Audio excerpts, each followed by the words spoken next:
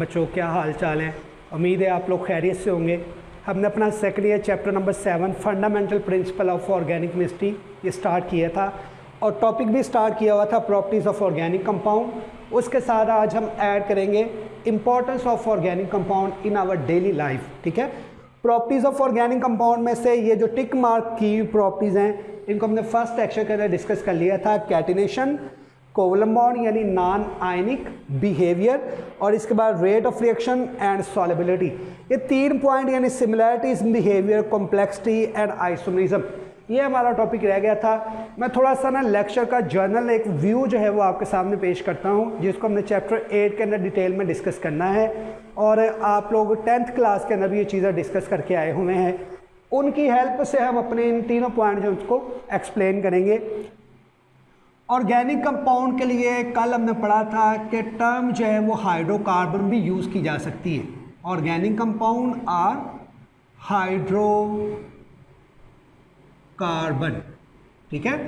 और हाइड्रोकार्बन जो है अगर हम इनको जर्नली क्लासिफाई करें और classification on the number of bond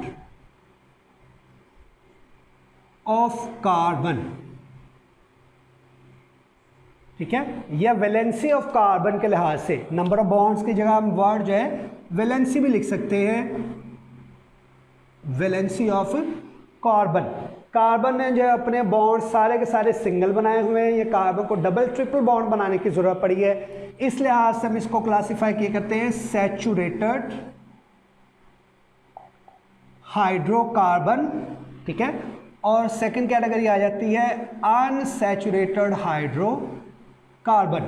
saturated hydrocarbon, all bonds are single, carbon के सारे बॉन्ड जो हैं वो सिंगल बॉन्ड के तौर पर एक्ट करेंगे। और यहाँ पर मे बी डबल और ट्रिपल, कार्बन का कोई बॉन्ड डबल या ट्रिपल बॉन्ड के तौर पर भी एक्ट कर सकता है। अब एग्जांपल मैं लिख लेता हूँ ज़रा। कार्बन 5 कार्बन के एटम आपस में जुड़े हुए थे और उन सभी के दरमियान में सिंगल कोवलेंट बॉन्ड ही मौजूद है, लेकिन यहाँ पर आगे हमने कहा है कि डबल और ट्रिपल के लिहाज से क्लासीफाई करना है। यहाँ 5 कार्बन के एटम थे और चेन में किसी एक जगह पर डबल बॉन्ड आ जाए, 2 जगह पर भी आ सकता है, 3 जगह पर भी आ सकता है, लेकिन फ़िलहाल हम सिंगल पोजीशन जो है वहाँ पर डबल बॉन्ड को मेंशन करने जा रहे हैं। और ट्रिपल कोवलेंट बॉन्ड जो है उसमें हमारे पास कार्बन जो था 5 जुड़ी हुई हैं, उनमें 3 पोजीशन पर जो है वो ट्रिपल कोवलेंट बॉन्ड जो है वो मौजूद है। तो इस लिहाज से हम देख रहे हैं कि valency of carbon justified by single bond, valency of carbon is justified by double और ट्रिपल बॉन्ड, ठीक है। कार्बन को अपने 4 बॉन्ड मुकम्मल करने के लिए सारे के सारे सिंगल बॉन्ड बनाने पड़े, डबल या ट्रिपल बॉन्ड की मदद से भी ऐसा काम किया जा सकता है। और ये बाकी कार्बन के जो बॉन्ड है ना, कार्बन नंबर 1, इसने 4 बॉन्ड बनाने थे।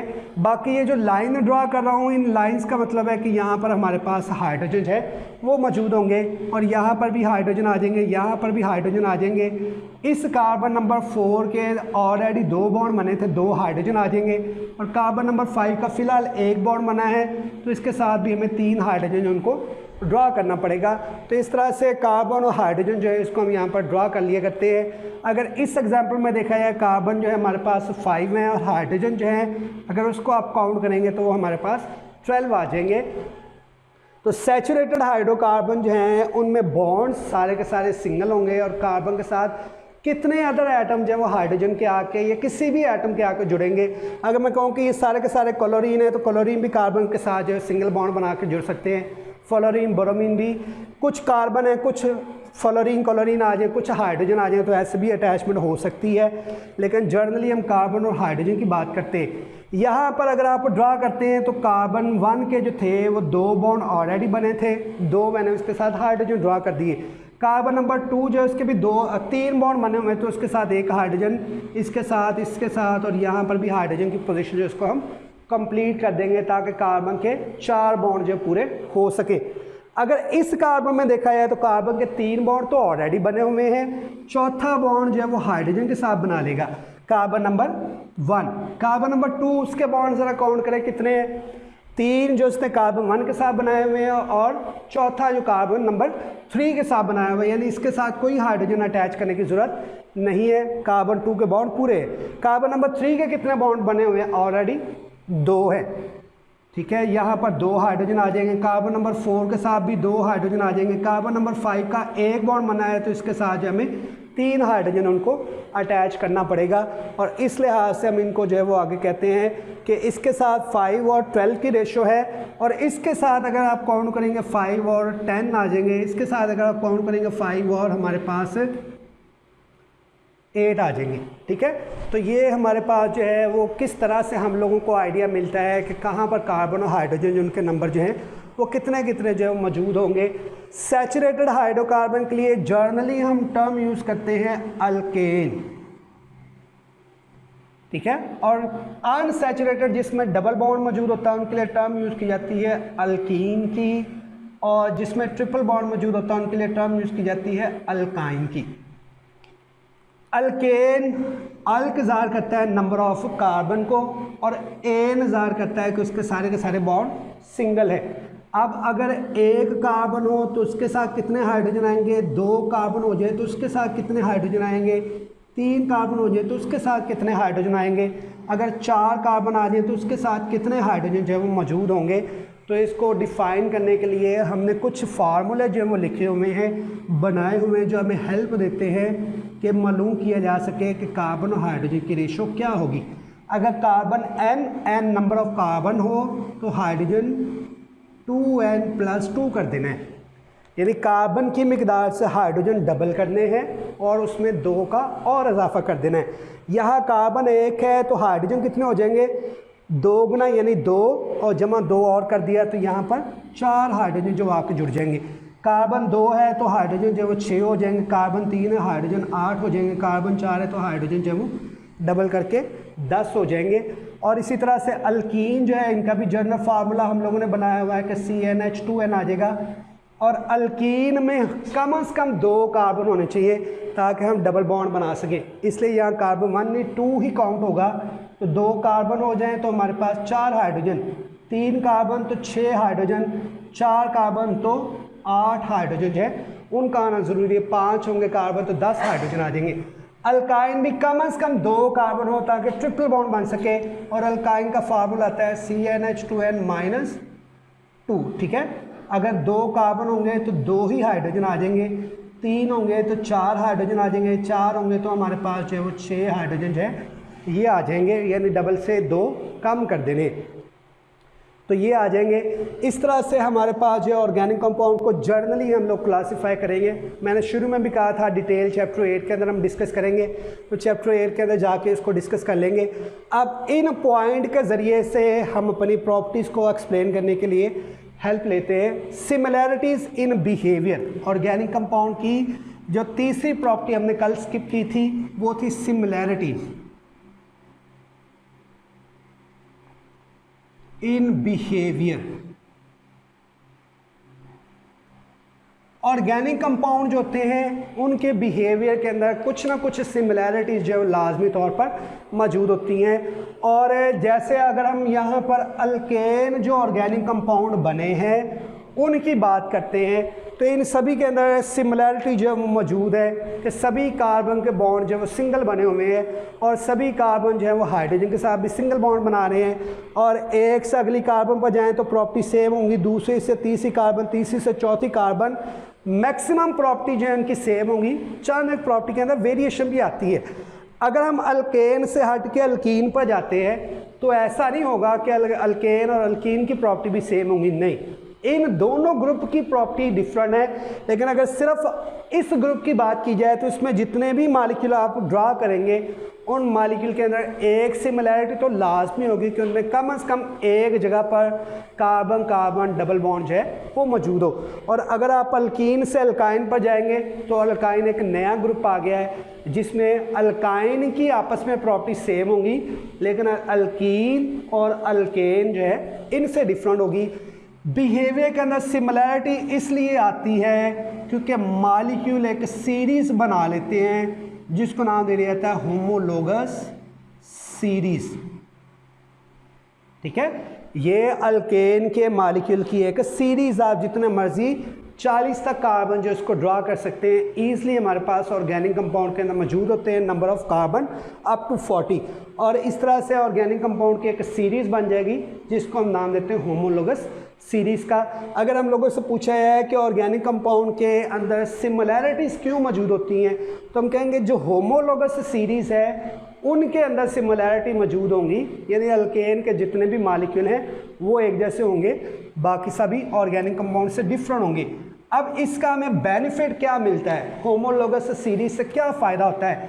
देखो, इस मॉलिक्यूल को CH4 को और इसकी प्रॉपर्टीज़ को 1 by 1 याद करना आपके लिए जो था वो मुश्किल है, और अगर इसको याद करना पड़ जाए तो वो और भी ज़्यादा टफ हो जाएगा।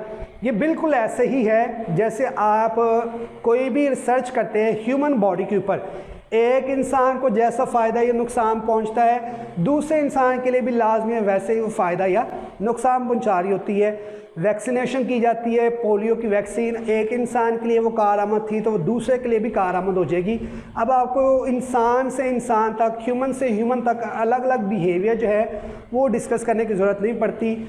सिमिलैरिटी से यही हमें मिलता है कि मिलियंस ऑफ ऑर्गेनिक कंपाउंड जो हैं, मिलियंस ऑफ ऑर्गेनिक कंपाउंड, उनकी स्टडी जो है वो इजी हो जाती है। वैसे तो बहुत सारे इंसान की नेचर एक दूसरे से मुख्तलिफ भी होती है, लेकिन बॉडी के ऑर्गन्स, बॉडी के स्ट्रक्चर्स, उनकी अरेंजमेंट, उनके ऊपर होने वाला मेडिसिनल इफ़ेक्ट वो एक जैसे ही है। बहुत सारी हम लोगों के अंदर सिमिलैरिटीज़ हैं, चंद एक डिफ्रेंशिएशन भी हो सकती है, नेचर डिफरेंट हो सकती है। तो यहाँ पर हम बात करें होमोलोगस सीरीज़ बनेंगी और मिलियंस ऑफ ऑर्गेनिक कंपाउंड जो नए नए बनते जाएंगे। अगर तो वो अल्केन सीरीज़ के हैं तो उसको याद करना, उसको जो है वो समझना हमारे लिए आसान हो जाएगा, और अगर ऑर्गेनिक कंपाउंड अल्कीन कैटेगरी के हैं तो उसको समझना आसान हो जाएगा।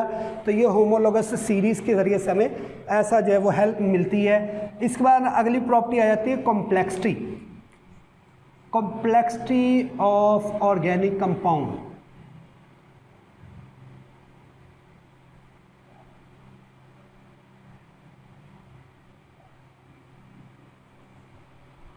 ये चंद एक जो एग्जाम्पल मैंने ड्रा किए हैं अल्केन, अल्कीन, अल्काइन की, जो उनके मॉलिक्यूल ड्रा किए हैं, ये सारे सिंपल मॉलिक्यूल के तौर पर एक्ट करते हैं, लेकिन लाजमी नहीं कि मॉलिक्यूल हमेशा सिंपल ही हो।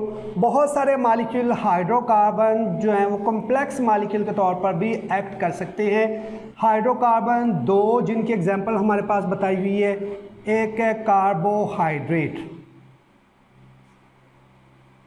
और कार्बोहाइड्रेट, कार्बो मतलब कार्बन, हाइड्रेटेड जिसमें वाटर मॉलिक्यूल की कंसंट्रेशन जो है डेफिनेट पैटर्न में मौजूद होती है, तो कार्बोहाइड्रेट। और इसके अलावा अदर एग्जांपल में आ जाता है प्रोटीन। कार्बोहाइड्रेट की बात की जाए तो इनका building block, they are made up of glucose, ठीक है। Carbohydrate made up of glucose, ठीक। ग्लूकोज का फार्मूला होता है C6H12O6। इसी तरह से एक और ग्लूकोज लिख लेता हूँ C6H12O6।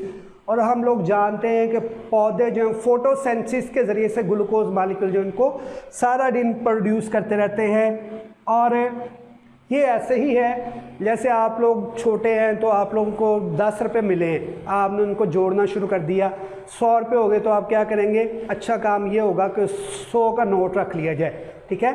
उनको जोड़ना शुरू किया, 1000 हो गया, तो ये बेटर होगा कि 10 नोट कैरी करने की बजाय हम 1000 का एक नोट जो इसको कैरी करें। लेकिन याद रखना है कि गिर गया तो सारे गिर जाने हैं, ठीक है ना।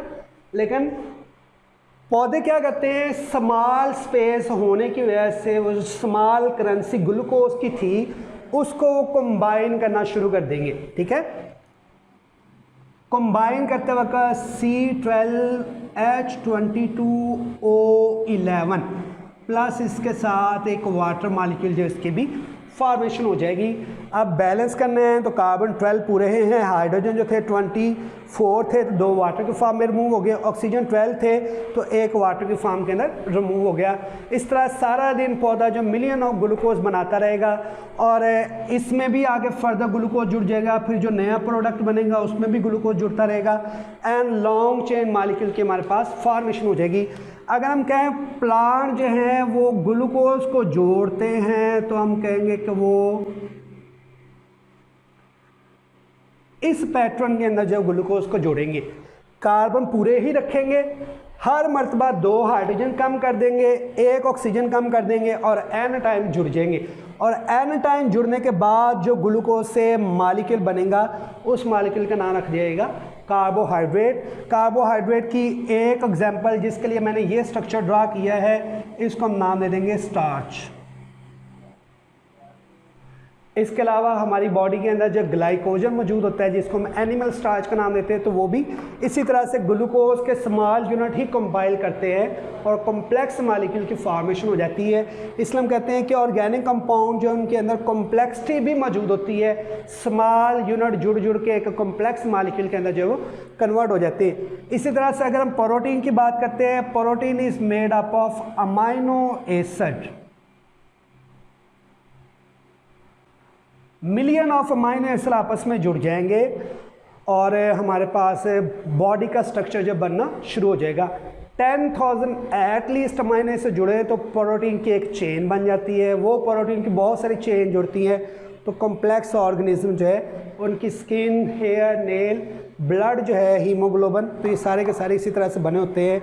यानी ऑर्गेनिक कंपाउंड का सिंपल यूनिट जुड़ के कॉम्प्लेक्स यूनिट जो है उसको प्रोड्यूस करता है। इसलिए हम कहते हैं कि ऑर्गेनिक कंपाउंड के अंदर कॉम्प्लेक्सिटी जो है ये भी मौजूद होती है। वो आ जाती है आइसोमरिज्म। अगर हम वर्ड मीनिंग की बात करते हैं तो आइसो का मतलब होता है सेम, मर का मतलब होता है रिपीटिंग यूनिट, और इज्म जो है इसको नाम देते हैं फिनोमिना और प्रोसेस का। ठीक, अल्केन अभी मैंने इसका फार्मूला ड्रा किया था, CnH2n+2 आ जाएगा। अगर कार्बन 5 हो तो हाइड्रोजन इसके अंदर फार्मूले के मुताबिक 12 आ जाएंगे। अब C5H12 ऐसा फार्मूला जो एक्चुअल रेशियो ऑफ एटम के बारे में बताए उसको नाम दिया जाता है molecular formula.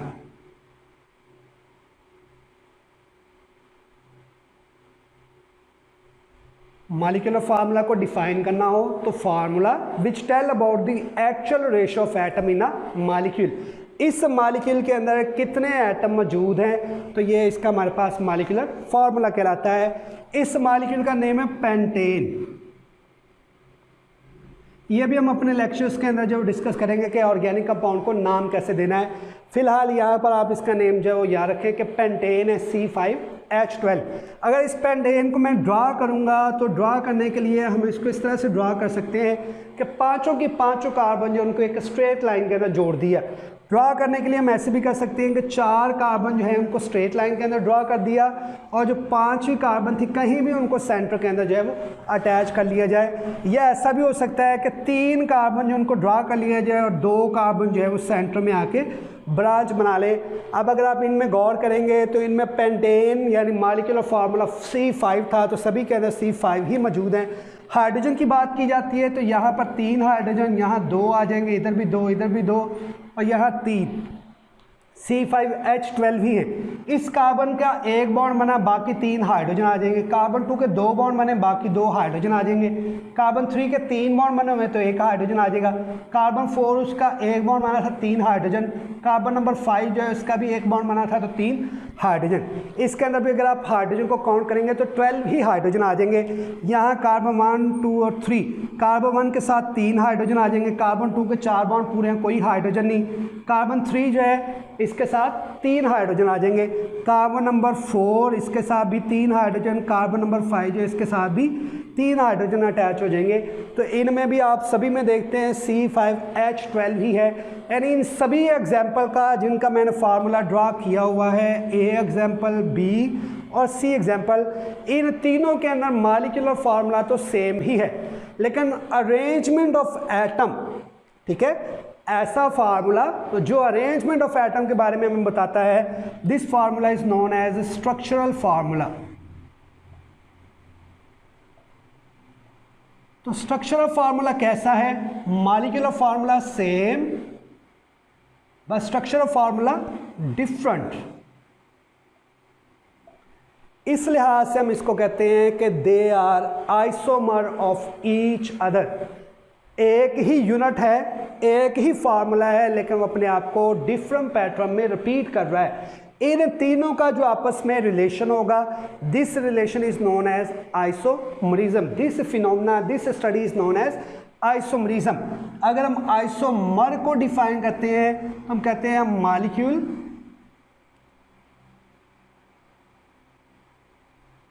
which have same molecular formula but different structural formula। ठीक है, उस मॉलिक्यूल को क्या नाम देंगे?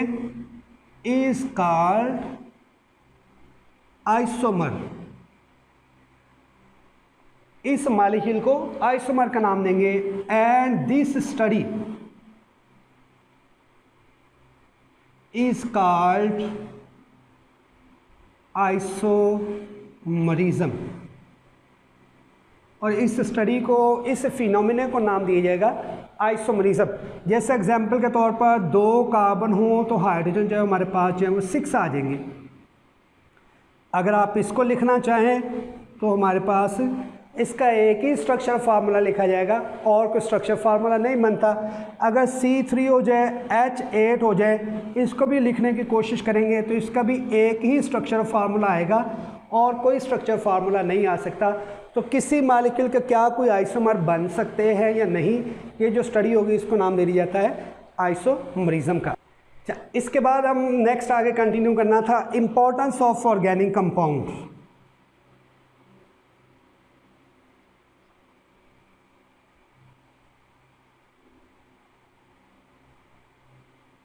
इन our daily life importance of organic compound. अगर मैं बात करूं हेड से लेकर फुट तक, ठीक है, हेड के हेयर्स से लेकर फुट के नेल्स तक, तो हम अपनी बॉडी के लिए जितनी भी चीज़ें इस्तेमाल करते हैं mostly they are organic in nature. जैसे कि हम लिस्ट बना लेते हैं, ऑयल्स, सोप, शैम्पू, ठीक है, इसके अलावा clothes, medicines, they are also organic in nature. इसके अलावा जो लेदर, शू होते हैं, they are also organic in nature. Industry के अंदर अगर हम बात करते हैं तो जो हम लोग पेस्टिसाइड इस्तेमाल करते हैं जर्म्स को किल करने के लिए, पेस्ट को किल करने के लिए, फंजीसाइड फंगस को किल करने के लिए, इवन इंसेक्टिसाइड इंसेक्ट को किल करने के लिए, they are also organic in nature. कोई भी ड्रग्स जो यूज़ की जाती है, मेडिसिन जो यूज़ की जाती है, they are also organic in nature. Even के किसी भी चीज़ की अगर आप बात कर लें डेली लाइफ के अंदर मोस्टली जो हम चीज़ें यूज़ करते हैं they are organic in nature. Even fertiliser आ जाते हैं तो वो भी ऑर्गेनिक इन नेचर। बहुत सारे फर्टिलाइज़र जो हैं वो ऑर्गेनिक इन नेचर के तौर पर भी इस्तेमाल होते हैं। तो ये हमारे पास डेली लाइफ के अंदर इसकी इंपॉर्टेंस आ जाती है कि हेड से लेकर फुट तक जितनी हम चीज़ें यूज़ कर रहे हैं mostly they are organic in nature. ठीक है।